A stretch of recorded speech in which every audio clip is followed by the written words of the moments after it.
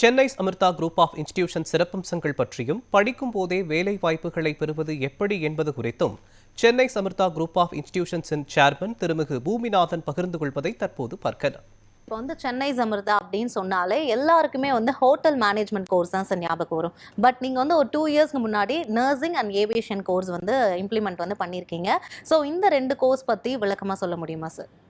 ஆக்சுவலாக மேடம், இன்னைக்கு பஸ் ஸ்டாண்டில் அதிகமாக கூட்டம் இருக்கா, ஏர்போர்ட்டில் கூட்டம் அதிகமாக இருக்கா? ஏர்போர்ட்டில் அதிகமாக கூட்டம் ஆயிடுச்சு சார். அதுவும் இப்போ இருக்கிற இந்த கிரைசிஸில் வந்து ரொம்ப ஏர்போர்ட்டில் வந்து நிறைய ஆட்கள் தேவைப்படுறாங்க. கடுமையான கூட்டம் இருக்குங்க. அதெல்லாம் மேனேஜ் பண்ணுறதுக்கு ஏர்போர்ட்டில் நிறைய பேர் வேலைக்கு தேவைப்படுறாங்க. எந்த அளவு தேவைப்படுறாங்கன்னா, இன்னைக்கு நம்மளுடைய சென்னை ஏர்போர்ட்டில் எவ்வளோ பேர் பெர்மனெண்ட் எம்ப்ளாயி ஒர்க் பண்ணுறாங்கன்னு நினைக்கிறீங்க? 14,000 பேர். இதே மாதிரி ஒவ்வொரு ஏர்போர்ட்லேயுமே பலாயிரம் கணக்கான பேர் தேவைப்படுறாங்க. ஸோ ஹியூஜ் டிமாண்ட் இருக்குது. அப்படிங்கிறதுனால சென்னை அமிர்தா 3 வருஷத்துக்கு முன்னாடி ஏவியேஷன் துறையில் நாங்கள் கால் எடுத்து வச்சோம். நான் எப்போதுமே ஒரு விஷயத்தில் ரொம்ப தெளிவாக இருப்பேன். நம்ம சென்னை அமிர்தாவுக்குள்ளே ஒரு ஸ்டூடெண்ட் உள்ளே வந்தாங்கன்னா அவங்களுக்கு பெஸ்ட்டு எக்ஸ்பீரியன்ஸை கொடுக்கணும், நம்ம தான் பெஸ்ட்டாக இருக்கணும். அப்படிங்கிற அடிப்படையில் நம்மளுடைய மவுண்ட் ரோடில் ஹார்ட் ஆஃப் த சிட்டியில் ஏவியேஷன் காலேஜ் இருக்குங்க. அங்கே நீங்கள் உள்ளே வந்தீங்கன்னா ஒரு மினி ஏர்போர்ட்டே உள்ளே இருக்கும். ஒரு ஏர்போர்ட்டில் என்னென்ன ஃபெசிலிட்டி இருக்கோ அங்கே இருக்குது. அது மட்டும் இல்லாமல் ரியல் ஃப்ளைட் உள்ளே இருக்குது, காக்பிட் உள்ளே இருக்குது, ஃப்ளைட்டோட இன்ஜின் உள்ளே இருக்குது. ஸோ இதையெல்லாம் தெளிவாக அவங்க கற்றுக்கிறணும் அப்படிங்கிற ஒரு அடிப்படையில் இன்றைக்கி நாம் பார்த்தீங்கன்னாக்க கிட்டத்தட்ட ஏகப்பட்ட விருதுகள் சென்னை அமிர்தா ஏவியேஷன் காலேஜ் கிடச்சிருக்கு. ரீசண்டாக best aviation college in South India அப்படிங்கிற ஒரு மிகப்பெரிய விருது ஈடினவ் மூலமாக சென்ட்ரல் மினிஸ்டர் மல்கோத்ரா கையால் டெல்லியில் கொடுத்தாங்க. ஸோ இது ஒரு மிகப்பெரிய அங்கீகாரம். இன்றைக்கி நாம் சவுத் இந்தியாவிலேயே பெஸ்ட் ஏவியேஷன் காலேஜாக சென்னை அமிர்தா ஏவியேஷன் காலேஜ் இருக்குது அப்படிங்கிறத நினச்சி ரொம்ப பெருமை. ஓகே சார், கண்டிப்பாக. இப்போ வந்து ஏவியேஷன் வந்து படிக்கக்கூடிய ஸ்டூடெண்ட்ஸ்க்கு வந்து லைவ் டெமோவாக வந்து எல்லாமே நாங்கள் காலேஜில் வச்சுருக்கோம். ஒரு மினி ஏர்போர்ட்டையும் அங்கே பார்க்க முடியும் அப்படின்னு சொல்கிறீங்க. இப்போ வந்து இந்த ஏவியேஷன் கோர்ஸ் எடுக்கிறவங்க மோஸ்ட்லி என்ன ஜாபுக்கு போகணும் அப்படின்னு வருவாங்கன்னா, நான் வந்து ஒரு ஏரோஸ்டர் ஆகணும், ஒரு கேபின் க்ரூ ஆகணும், ஒரு பைலட் ஆகணும் அப்படின்னு நினச்சி தான் வருவாங்க. ஸோ அந்த மாதிரியான கெரியர் ஆப்பர்ச்சுனிட்டிஸ் மட்டும்தான் அவங்களுக்கு இருக்கா? இல்லை இந்தியாவில் வந்து இந்த ஏவியேஷன் கோர்ஸ் படிக்கும் போது வேறு ஏதாவது ஃபியூச்சர் ரிலேட்டட் வேறு ஏதாவது கெரியர் ஆப்பர்ச்சுனிட்டிஸ் இருக்கா? ஃபியூச்சரில் ஏதாவது மாற்றம் ஏற்படுமா? என்ன ஜாப் ஆப்பர்ச்சுனிட்டிஸ் இருக்கும் சொல்லுங்க? நல்ல கேள்வி மேடம். நீங்கள் ஏர்போர்ட்டுக்குள்ளே போயிருக்கீங்களா? இல்லை, போனதில்லை. ஏர்போர்ட்டுக்குள்ளே பார்த்தீங்கன்னா 38 டிபார்ட்மெண்ட் இருக்குது. ஆனால் பொதுமக்களுக்கு அநேகமாக 2 பேர் தான் தெரியுறாங்க. ஒன்று கேபின் குரூ தெரியுறாங்க, அல்லது நீங்கள் சொன்ன மாதிரி பைலட் தெரியுறாங்க. ஆனால் இதை தாண்டி பல வேலை வாய்ப்புகள் இருக்குது. ஏர்போர்ட்டுக்குள்ளே போன உடனேயே செக்இன் கவுண்டரும் ஒன்று இருக்கும், அதுக்கு ஆட்கள் தேவை.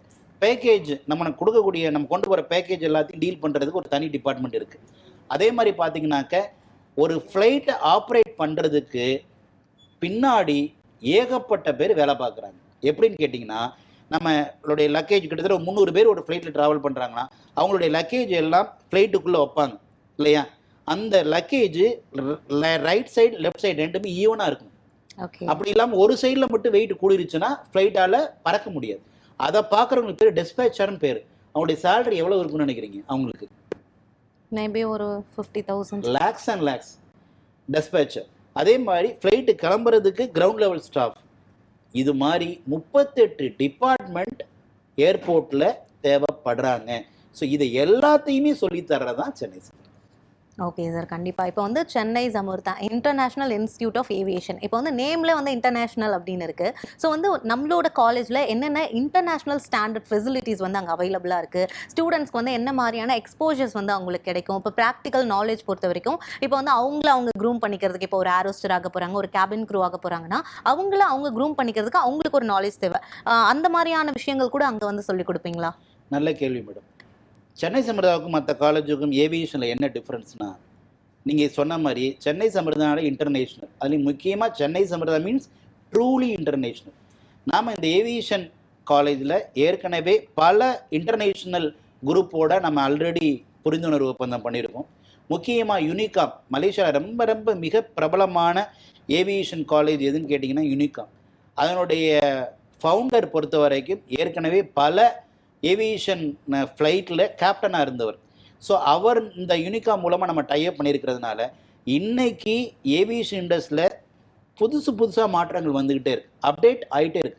அந்த அப்டேட் எல்லாத்தையும் நாங்கள் அவங்க மூலமாக சொல்லித்தரோம்.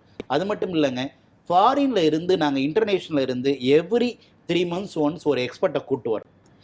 இன்னைக்கு ஃபாரினில் என்ன புதுசாக நடக்குது அப்படிங்கிறத நாங்கள் தெளிவாக சொல்லித்தரோம். இப்போ கூட பார்த்தீங்கன்னா ஹாங்காங்லேருந்து சர்மிலான்னு வந்திருந்தாங்க. அவங்க நிறைய விஷயங்களை பசங்களை சொல்லி கொடுத்தாங்க. பசங்களுக்கு அப்படி ஒரு பெருமையாக இருந்துச்சு. அது மட்டும் இல்லை, இங்கே 2 வருஷம் சென்னையில் படிப்பாங்க, 3வது வருஷம் மலேசியாவில் போய் படிப்பாங்க. 6 மாதம் மலேசியாவில் படிச்சுட்டு அடுத்த 6 மாதம் மலேசியாவில் இருக்கக்கூடிய இன்டர்நேஷ்னல் ஏர்போர்ட்டில் ஒர்க் பண்ணுவாங்க. இதெல்லாம் சென்னை சமுதாயில் மட்டும்தான் சாத்தியம். ஸோ பல இன்டர்நேஷ்னல் தொடர்புகள் இருக்கிறதுனால ஏவியேஷன் காலேஜில் படிக்கிறவங்களுக்கு அது ஒரு மிகப்பெரிய வரப்பிரசாதமாகவே இருக்குது. ஓகே சார், கண்டிப்பாக. இப்போ வந்து ஏவியேஷன் கோர்ஸ் படிக்கிறவங்க அங்கே வந்து ஒரு ஸ்டாண்டர்டான ஒரு எஜுகேஷன் அவங்களுக்கு கொடுக்க முடியும் அப்படின்னு சொல்லியிருக்கீங்க. நிகழ்ச்சியில் பங்கெடுத்து கொண்டதுக்கு ரொம்ப ரொம்ப நன்றி சார். நன்றி.